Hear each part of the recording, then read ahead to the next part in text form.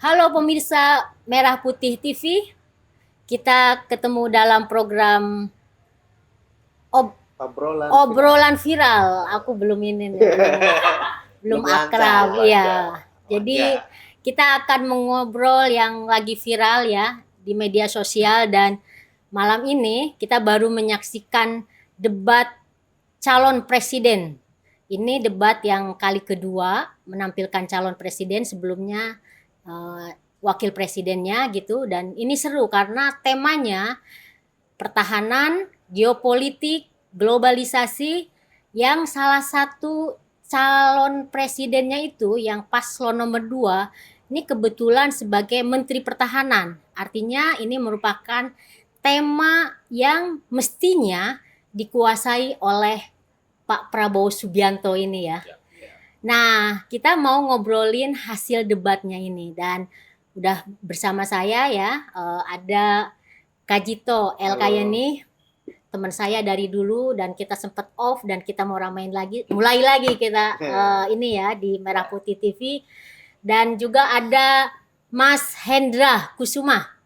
Ini beliau ini keren banget karena banyak banget data yang nanti bisa disampaikan, di-spill ke pemirsa Merah Putih TV semua. Nah, oke, kita langsung aja nih. Dan saya Nong Darul Mahmada ya, lupa saya memperkenalkan diri nih. Saya Nong Darul Mahmada. Oke, kita mulai aja. Gimana nih ngelihat debat tadi itu? Siapa dulu? Mas Kajito dulu Oh, mungkin. Kajito dulu. Nih Siap. gantian ininya Ya, mic-nya. terima kasih Teh Nong. Jadi menurut saya ini debat yang asik ya. Kalau kita lihat bagaimana mereka saling memberikan pertanyaan yang kritis, tidak seperti debat-debat sebelumnya yang normatif, kaku. Meskipun ini memang masih agak kaku sih sebenarnya, karena memang terbatas banget dan orang mau interupsi aja harus nunggu selesai gitu loh. Jadi nggak seperti debat yang cair, ngalir gitu. Jadi debat malam ini saya pikir bisa menjadi contoh nanti kalau debat-debat seterusnya, bagaimana penampilan para capres ya, bagaimana mereka mengajukan pertanyaan, karena yang diuntungkan tuh masyarakat sebenarnya, bangsa Indonesia gitu. Kalau mereka berani kritis, mereka berani memberikan pertanyaan-pertanyaan yang pinggir jurang istilahnya, yang tajam banget, itu kan masyarakat jadi melek kan, jadi paham. Tapi dari sini juga kita tahu bahwa Prabowo tuh kedodoran gitu. Kalau selama ini dia diamankan oleh mekanisme ya, perdebatan sebelumnya kalau kita ngomong soal debat, maka malam ini kelihatan banget bahwa seorang Menhan nggak paham soal pertahanan gitu loh. Makanya pertanyaan-pertanyaan yang sangat klasik, bahkan saya kalau di tempatnya Prabowo bisa jawab itu Wih, sebenarnya. mantap. Karena itu sudah Menurut banyak. Kajito. Karena udah di luar kepala Dua itu ya. kepala soal pesawat bekas, soal food estate misalnya, banyak lagi lah. Itu kan hal-hal yang bukan rahasia kalau itu gitu loh. Kecuali sesuatu yang sangat prinsipil ya oke lah itu nggak boleh di spill ya ke publik ya, itu harus tetap dirahasiakan, menjadi bagian dari kekhawatiran ya kalau ini bocor ke negara lain nanti akan dimanfaatkan, mungkin oke lah itu masih bisa dibenarkan, tapi kan banyak hal yang nggak bisa ditutupin semuanya gitu. Pada akhirnya seperti kata Anies tadi kan bahwa ini ada perusahaan ini yang terkait dengan ini. Maksudnya tuh mau nembak Pak Prabowo tapi kan mungkin karena datanya kurang ini juga kan. Mungkin ada data cuman sulit untuk membuktikan secara langsung, makanya Pak Anies nyerempet-nyerempet aja bahwa perusahaan-perusahaan ini ada afiliasinya, kurang lebih gitu ya saya nangkapnya ya, dengan blognya Pak Prabowo. Makanya pertanyaan-pertanyaan semacam ini kan sebenarnya bisa dijawab. Kan malah jawabnya malah lo kan Anda nggak berhak bertanya, lo ini gimana sih? Gitu. Wong ini debat kok. Debat itu ya orang boleh nanya apa aja selama itu masih dalam koridor debat ya. Selama itu masih dalam etika debat tuh boleh-boleh saja. Wong bahkan yang Gibran yang kemarin tampil sebelumnya yang kalau kita melihat tuh nggak etis gitu loh. Kalau dia nanyain Pak Mahfud, nanyain seniornya Caimin dengan cara gaya-gaya dia seperti itu dengan mempersulit pertanyaan ya yang sebenarnya tuh sesuatu Sederhana banget. sederhana banget tapi sengaja di ini supaya yang ditanya bingung jawabnya malah ini dia ngomongnya juga oh pertanyaannya terlalu sulit ya seolah meremehkan gitu kan. Jadi saya rasa apa ya memang kalau saya melihatnya ya Pak Prabowo malam ini kedodoran banget dan ini yang saya nggak tahu apakah timnya persiapan atau enggak. Soalnya waktu konpres tadi di depan wartawan dia bisa ngomong loh. Tapi waktu debat tuh nggak bisa ngomong, itu kemana dia gitu. Ini yang menurut saya aneh ya. Tapi ya kita tahulah bahwa memang selama ini kalau kita lihat banyak kasus di Kementerian Pertahanan ya, saya bilang kasus karena memang seperti kata Pak Prabowo tadi kan nggak dibuka ke publik, dibukanya hanya Komisi 1 dan seterusnya. Jadi masyarakat tuh nggak punya bahan Akses. yang cukup Ya. bahwa ini ada masalah. Makanya saya melihat masalah itu karena saya dapatnya dari Tempo. Tempo pun investigasinya terbatas ya, nggak bisa secara mendalam. Kita beda dengan Amerika misalnya yang terbuka soal-soal hal-hal yang bahkan dibuka ke publik gitu loh, supaya masyarakat tuh tahu bahwa ini uang pajak ini untuk apa. Jadi ini pembukaan dari saya bahwa penampilan Pak Prabowo menurut saya kedodoran banget dan kita akan lihat nanti kalau memang cara-cara debat ini masih dipakai ya mungkin akan tambah kelihatan banget Prabowo tuh seperti apa. Saya kira gitu. Nah, kalau Mas Hendro gimana nih, Mas Hendro? Ini. Nah, Oke. Jadi yang ingin saya coba garis bawahi adalah penampilan lagi-lagi Pak Prabowo iya. yang tidak hanya kedodoran, tapi sepertinya selama ini Pak Prabowo itu ada di zona nyaman dengan ketertutupan tadi, Kayak Pak dengan Mahfud. cara apa namanya tektokan dengan Komisi 1 ya, sehingga beliau tadi mencoba untuk memfetkampli Pak Ganjar dan Pak Anies ya dengan partai-partai pendukung. Nah, ini justru yang menjadi persoalan di bangsa ini. Ya, selama ini yang saya tahu Komisi Pertahanan, Komisi 1 itu kalau bahas anggaran pertahanan itu kan tidak sampai satuan 3, hanya sampai satuan 1 kalau nggak salah itu ya. Tapi juga kalau nggak salah Departemen Pertahanan itu kan juga dilindungi rahasia negara ya. Nah, ini yang jadi pertanyaan. Amerika saja yang sangat sensitif terhadap itu membuka itu kontrak-kontrak pertahanan itu bisa diakses oleh publik. Dan ini sebagai pertanggungjawaban. Transparansi. Iya, betul. Dan ini harus dilakukan sebenarnya. Dan menurut saya apa yang tadi disampaikan oleh Pak Prabowo kurang tepat. Banyak rahasia. Kemudian ya kalau sebagian besar itu ada rahasia, apa yang tidak rahasia yang bisa disampaikan pada saat debat tadi? Iya, betul. Saya setuju dengan pernyataan Mas Kacito tadi bahwa ya sampaikan tadi waktu setelah konferensi pers beliau bisa menyampaikan dengan lugas gitu kan. Ada misalnya terkait dengan COVID, kemudian ada apa yang sudah dilakukan oleh Kemenhan. Namun pada saat debat tadi kelihatan sekali kedodoran, diserang oleh ada dua pihak loh. Kecuali kalau misalnya Pak Ganjar saja atau Pak Anies saja, ini kan dua belah pihak ini saling akur satu sama lain. Ada persoalan di Kemenhan. Pak Ganjar menilai 5, Pak Anies bahkan lebih buruk lagi 1,1 kalau misalnya di skala 10. Begitu. Jadi kalau ngelihat dari debat yang tadi itu, saya ngelihat sepertinya ini menjadi kayak ruang pembantaian ya, ruang pembantaian atas Prabowo ya. Karena itu seperti meminta pertanggungjawaban kepada Prabowo sebagai Menteri Pertahanan yang memang temanya kan salah satunya adalah tentang pertahanan.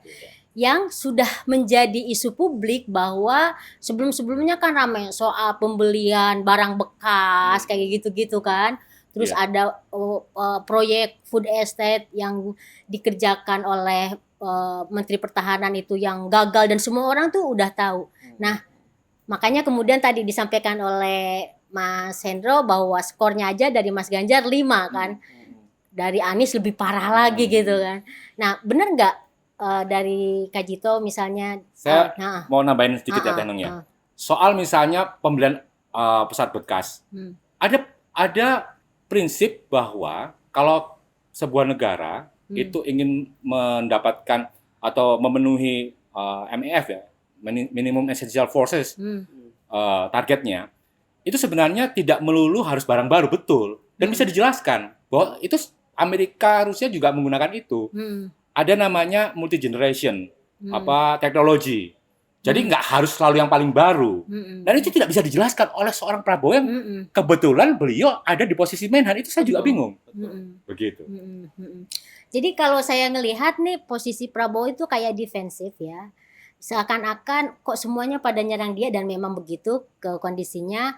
Tapi jadi bukannya ditanggapi secara rasional misalnya ya dengan kalau kerja benar kan ya tinggal sampaikan aja gitu kan. Tapi itu sangat emosional gitu kan. Nah, gimana Bro Jito? Ya, jadi saya yang sedikit agak aneh ya dengan Pak Prabowo itu bahwa dia itu hobi lempar tangan, lempar batu sembunyi tangan gitu ya.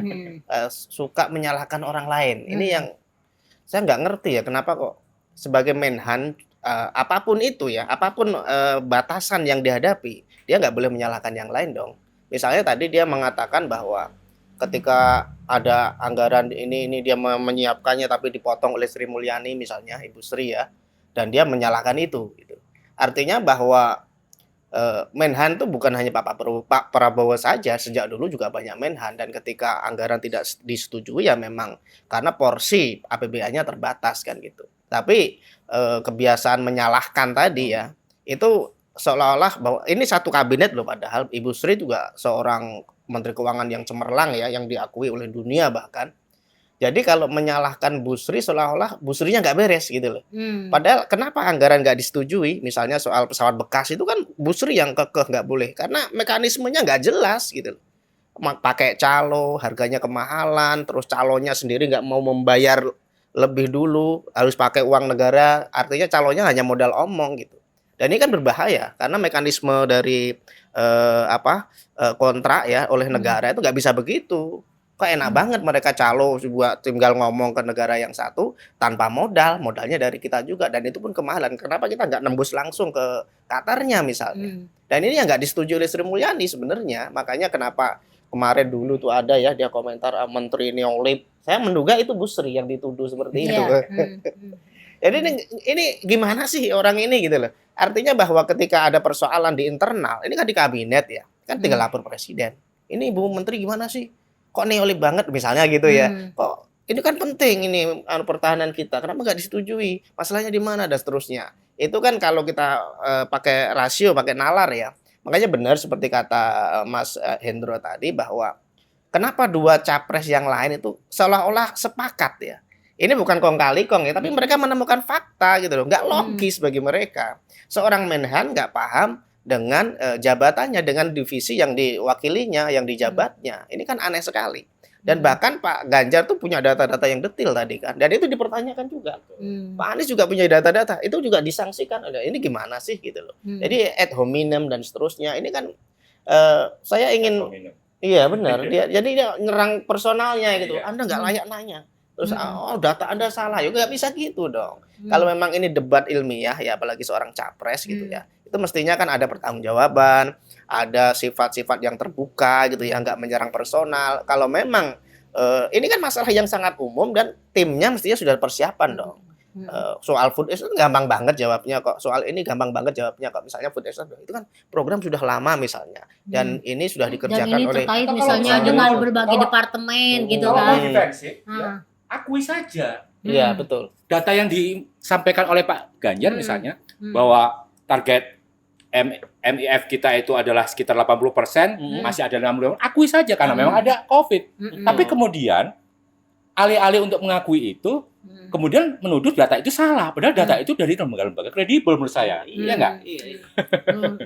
Jadi iya, itu kan baru dari satu tema yaitu pertahanan ya.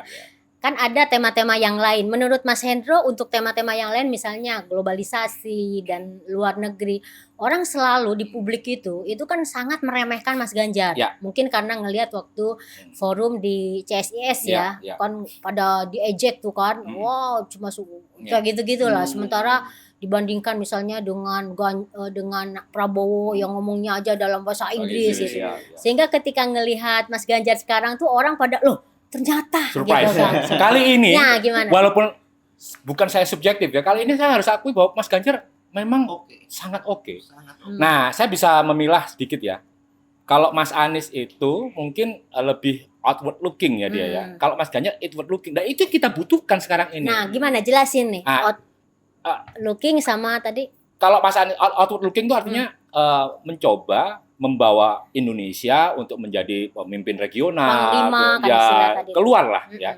Tapi kalau Mas Ganjar lebih pada pertahanan itu diperkuat oleh ekonomi, kemudian lapangan kerja, ya. Dengan begitu kan rakyatnya itu kan ikut dalam pertahanan semesta, Hmm. ya kan? Kalau rakyatnya kenyang, ya cerdas, jadinya di konsep apa pertahanan semesta itu akan efektif. Hmm. Itu bisa debatable ya, tapi menurut saya dengan keadaan dunia yang sekarang ini tidak lagi unilateral ya, orang kembali lagi ke apa itu istilahnya nasionalisme baru lah, ya kan? Globalisasi mulai ditinggalkan, udah orang memperkuat diri. Itu nanti siklus saja sih. Tapi menurut saya immediate effect ya, 5 tahun ke depan itu adalah kita harus membangun inward looking ke dalam dulu. Baru kita ngomong Jadi soal luar. istilahnya memperkuat Dalam. Betul. Nah, yang tadi juga saya harus apa namanya? Salut ya. Itu apa? Kesepakatan sementara itu betul.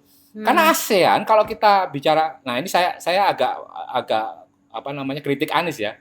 ASEAN itu memang ada kesepakatan tidak bisa saling, dan itu harus konsensus. Jadi tidak fleksibel dia. Nah, Mas Ganjar itu menyampaikan apa istilahnya itu kesepakatan sementara itu yang paling bagus. Indonesia dalam posisi yang persilangan ya antara Indo-Pasifik doktrin Amerika yang cenderung yang horizontal sama obornya China kan. Persimpangannya di Indonesia juggling aja. Jangan sangat berpihak ke China atau jangan sangat berpihak ke Amerika. Begitu kira-kira. Nah, kalau Bro Kajito gimana ngelihat pada tema geopolitiknya ya? Jadi memang saya harus akui bahwa penampilan Pak Ganjar sangat bagus sekali ya malam ini. Kita berbeda lah kalau kita bandingkan dengan sebelumnya. Hari ini Pak Ganjar bahkan tajam banget dan serangannya juga tajam gitu loh. Artinya ini benar-benar debat gitu seperti saya sebut tadi. Kalau sebelumnya Pak Ganjar masih jaga ini seperti jaga perasaan, Kayak menahan diri gitu ya. Dia tahu ada fakta yang mau disampaikan nggak enak gitu kan.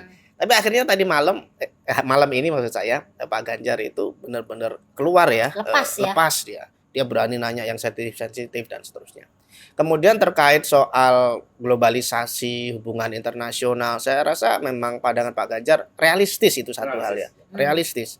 Jadi nggak awang-awang, wah Indonesia harus begini, tapi nggak bisa direalisasikan untuk apa gitu loh. Kita harus menang di pertarungan di mana itu Laut Cina Selatan misalnya, pakai apa? Pakai perahu layar gitu. Nggak mungkin kan, karena teknologinya kita kalah jauh, tapi kita nggak mungkin juga membiarkan wilayah kita dicaplok juga gitu. Jadi pendekatannya harus rasional, nggak bisa. Atau dalam satu sisi karena kita didesak di Laut Cina Selatan, kita pro Amerika aja gitu, nggak bisa juga gitu loh. Jadi memang apalagi kita ini filosofinya atau anunya non blok ya, bebas aktif dan seterusnya. Meskipun di dalam ranah bebas aktif itu kita juga bukan mudah diombang-ambingkan, mentang-mentang kita non blok terus kita nggak punya kewenangan untuk memberikan ini ke dunia internasional, nggak bisa juga gitu. Artinya apa yang disampaikan oleh Pak Ganjar itu sangat rasional menurut saya dan berbasis pada data. Jadi Pak Ganjar nggak hanya asal kan. Kalau kita lihat Pak Prabowo tadi, saya nggak ngerti Pak Prabowo itu ngomong apa sih gitu loh. Pertanyaannya apa atau bahasanya apa gitu. Dia normatif aja gitu, umum aja, kita harus memperkuat ya. Terus caranya gimana? Kalau semua ngomong gitu, semua orang bisa gitu loh. Nggak harus Menhan, bahkan nggak harus seorang capres. Semua orang bisa ngomong kayak gitu. Tapi teknisnya bagaimana? Kan presiden harus begitu kan. Jadi Pak Jokowi sudah begini, oke, aku nanti begini loh. Aku akan begini ini. Oh, ada kekurangan di zaman Pak Jokowi. Oke, nanti zamanku begini loh, misalnya gitu. Atau kalau Pak Prabowo nggak berani mengkritik bosnya misalnya, ya bikin aja perencanaan yang rinci. Tapi kita kalau mau ngomong gitu juga nggak masuk akal juga, nggak realistis juga, karena selama ini Pak Prabowo tuh masih aktif sebagai Menhan, bahkan nggak cuti loh sekarang ini. Jadi kalau kita lihat Pak Prabowo nampang di mana-mana gambarnya sebagai Menhan itu kampanye juga sebenarnya, tapi oleh presiden tuh nggak masalah kan, jadi dibiarkan aja, nggak boleh cuti, boleh nggak cuti gitu. Makanya saya juga heran Pak Prabowo nggak terputus dengan koneksinya di Kementerian Pertahanan kan. Dia dapat suplai data, dia tahu banyak hal, dia bahkan punya perencanaan ke depan bagaimana, apa yang sudah dilakukan di masa lalu bagaimana. Tapi apa yang disampaikan di sebuah tema debat yang sangat dikuasainya, Pak Prabowo itu malah kedodoran, itu aneh banget gitu. Kalau itu Pak Anies misalnya ya karena seorang dosen ya terus pernah jadi gubernur, oke lah, mungkin nggak terlalu mendalam kan.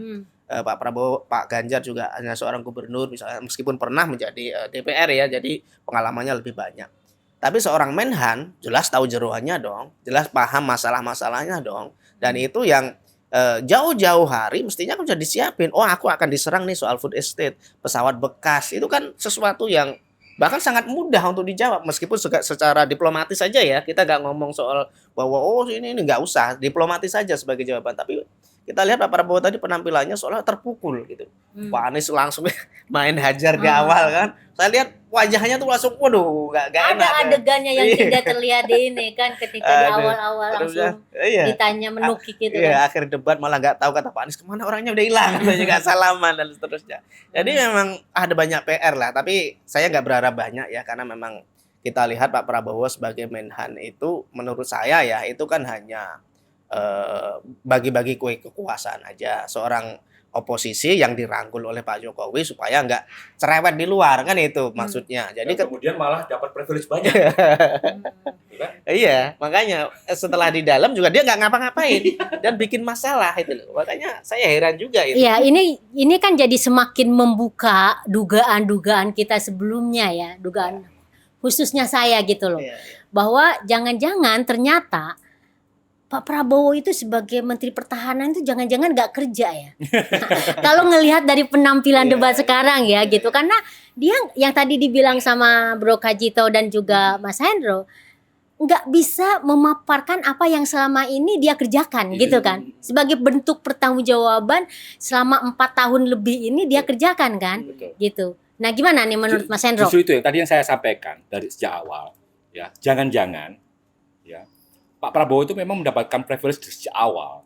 Privilege itu seperti misalnya bisa cincai langsung dengan Komisi 1, ya kan? Meskipun zaman Pak Riamizat Triakudu itu sampai berantem sama Panglima, gitu. Iya. Karena nggak putus soal kebutuhan apa namanya alutsista, misalnya begitu. Di ini kan nggak ada, Tenang aja. tenang-tenang saja. Sehingga apa? Ketika dapat pertanyaan menohok seperti itu, ya pasti nggak siap. Karena orang sudah ada di zona nyaman kan. Kemudian berlindung di balik Presiden. ya presiden, ya keputusan yang bersama Komisi 1. Menurut saya kalau misalnya ada Komisi 1, entah itu partai pendukung Mas Ganjar atau Mas Anies atau 02, ya harus dibuka. Ada apa? Patgulipat seperti apa? Harus kita investigasi kalau perlu. Nah dari pertunjukan debat tadi itu yang paling nempel, yang paling kemudian dapat kesannya di langsung gitu, itu apa? Top Gun sih kalau saya. Dari pakaiannya ya. Iya, gimana Bro Kalau Cito? kalau saya dari cara Pak Ganjar bersikap ya malam ini sangat luar biasa menurut saya. Jadi tadi saya ada pendapatnya Pak Depi, saya lihat juga di TV kan, dia menilai bahwa penampilan Pak Ganjar itu sangat luar biasa malam ini. Kalau pakar satu lagi dari UI tadi ngomong ya hampir imbang lah dengan Pak Ganjar dengan Pak antara Anies gitu Anies kan. Tapi gitu ya. Fahad menyatakan bahwa enggak, penampilan Pak Ganjar luar biasa malam. Dan itu harus saya akui juga. Kalau sebelum-sebelumnya Pak Ganjar seperti nggak tahu ada tadi saya bilang bahwa ada hal-hal yang enggak disampaikan tapi nggak terucap gitu ya. Tapi malam ini dengan santai, dengan bahkan waktunya presisi gitu loh. Presisi, Sangat Bang. menggunakan Terus waktu ada- dan sangat efektif. Ada lagi yang menarik, ternyata beberapa kali Pak Prabowo itu setuju, sepakat sama Mas Ganjar. 3 kali ya? Nah, ada 4 kali kan, 4 ya? kali. 4 kali. Makanya kan netizen itu yang aku perhatikan di Twitter kan, aku langsung nge-tweet itu kan. Itu banyak yang bilang, "Ya udah kalau gitu Pak Prabowo milih Mas Ganjar aja jadi presiden," katanya. Makanya Gimana? saya agak khawatir emosi Pak Prabowo kemudian di akhir debat sangat memuncak karena dia nggak nyangka orang yang tadinya dia dukung, ya Mas Ganjar dalam hal ini yang banyak sepakat, kemudian menyerang balik dengan ya ada beberapa teman mengatakan mungkin agak apa namanya cross the line ya gitu misalnya. Tapi menurut saya ya itu hak publik untuk mengetahui gitu. Mas Ganjar tadi sudah menjelaskan di konferensi pers ya bahwa yang dia tanya itu Fakta berdasarkan fakta. data ya. Ada data yang saya punya, tolong dikritik kalau salah. Tidak ada tendensi untuk menyerang pribadi Pak Prabowo menurut saya. Ya. Jadi Pak Prabowo tadi malah menurut saya malah taktiknya kill the messenger ya. Jadi yang bawa pesan, yang bawa pertanyaan itu malah dihabisin gitu ya. Kalau Pak Anies Anda nggak bertanya, kalau Pak Ganjar dipertanyakan datanya kan udah di jembreng tadi itu. Datanya dari ini tinggal dicek kok. Nanti kalau habis debat kan juga para pakar juga bisa ngecek kebenarannya. Jadi nggak perlu kill the messenger dan seterusnya. Ini menunjukkan bahwa memang Pak Prabowo tadi seperti disebutkan Mas Hendro tadi memang benar-benar kaget, mungkin nggak siap ya. Selama ini bahkan Anies pun sebelumnya tuh hanya nyenggol-nyenggol dikit ya. Kali ini nanyain tanah juga. Mungkin shock juga ya. Kok berani nanyain tanah saya ini. Sebenarnya kok berani? seluruh orang di Indonesia kan tidak ada yang berani nanya soal tanah ini dari mana dan bagaimananya. Tapi ya itu sebuah kontras ya menurut saya bahwa Anies pun sebenarnya ingin membuka mata bangsa Indonesia ya bahwa ini ada kontras yang sangat aneh gitu loh. Sementara anggota TNI banyak yang nggak punya rumah, nah ini menhannya kok tanahnya sampai ratusan ribu hektar dan seterusnya gitu. Ini kan sesuatu yang nggak masuk akal gitu. Sebagai seorang Menhan, ini saya membahasakan Pak Anies ya. Sebagai seorang Menhan yang mestinya bahkan dia pernah jadi Kopassus ya dan Jen ya, itu harusnya kan dia paham bahwa anak buahnya itu kan juga perlu yang kekurangan gitu loh. Yang perlu dimanusiakan, yang perlu diopeni. Ya, dulu ceritanya kan Prabowo tuh paling open sama anak buahnya. Faktanya mana ketika jadi Menhan pun dia nggak menganggarkan sesuatu yang sangat mendesak. Ini mendesak loh. Iya, makanya tadi kan sempat disinggung soal gaji ya. Iya, bahwa di era sebelumnya Menhan sebelumnya Ria Mizar Yakudu itu kan sampai 9 kali katanya kan kenaikan gaji. Sorry, maaf, gimana? Itu saya koreksi. Zaman SBY. Oh, zaman SBY. Iya, kata Anies kita ya. juga harus fair ya. Iya, di zaman SBY katanya ada gitu 9 kan. kali kenaikan. Tapi di zaman sekarang itu cuma 3 kali. 3 kali katanya gitu kan. Nah, ini closing Mas Hendro. Jadi dari keseluruhan penampilan. Jadi tadi kan kalau Mas Hendro cuma bilang Top Gun aja. Tapi dari secara keseluruhan untuk closing kesimpulan mungkin pendek aja. Apa yang sangat-sangat menarik atau perlu di-highlight oleh pemirsa Merah Putih ini dari debat Capres sekarang ini? Saya mau meniru pernyataannya Mas Kaisang. Nah, gimana? Mas Kaisang debat yang lalu.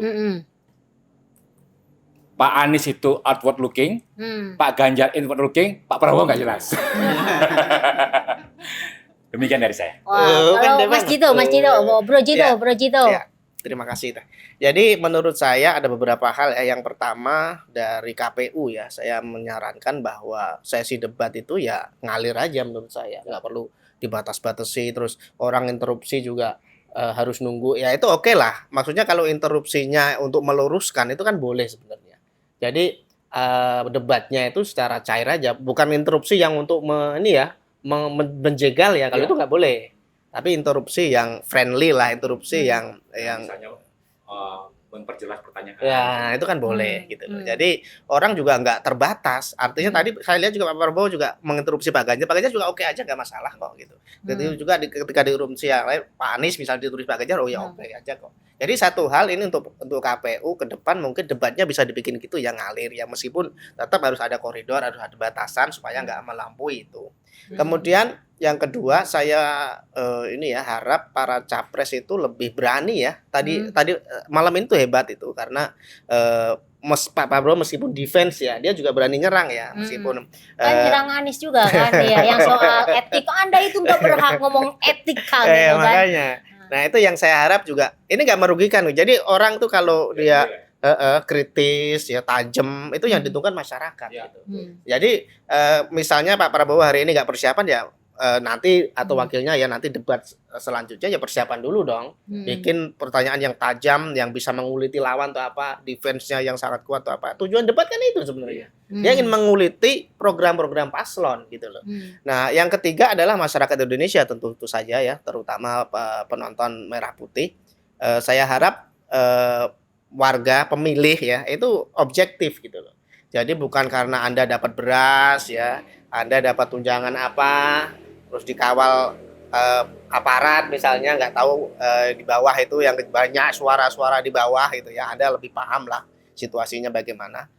Itu Anda harus memilih secara objektif, jangan hanya karena desakan seseorang atau karena intervensi, bahkan karena persekusi ya, karena Intimidasi. intimidasi ya, kemarin itu ada yang digebukin katanya di Boyolali dan seterusnya. Jadi masyarakat itu juga harus objektif karena ini menyangkut nasib Indonesia ke depan.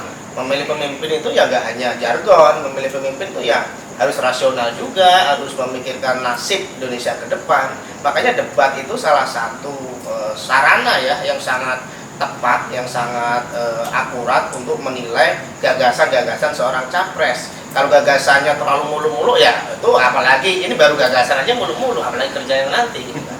Atau gagasannya nggak jelas, ditanya apa jawabnya apa, normatif semua, itu juga nggak jelas. Kalau jadi kayak apa itu, ini baru sekedar gagasan yang murah, gratis, nggak bisa gitu loh. Jadi ini intinya pada masyarakat, pada pemilih, karena kalau memang calon presiden yang nggak layak ini dipilih, kayak apa Indonesia ke depan? Saya kira itu kan. Betul. Jadi pemirsa Merah Putih ya, debat, forum debat ini juga yang tadi disampaikan oleh Bro Kajito, ini merupakan salah satu penentu kita untuk memilih calon pemimpin kita setelah Jokowi ini, dan kita kemudian bisa mempertegas ya, meyakinkan mana yang layak atau tidak untuk menjadi pemimpin. Ini mungkin di forum inilah ya, dan ini kan sebenarnya masa-masa yang sangat menentukan ya, masa-masa yang menentukan. Jadi misalnya yang tadinya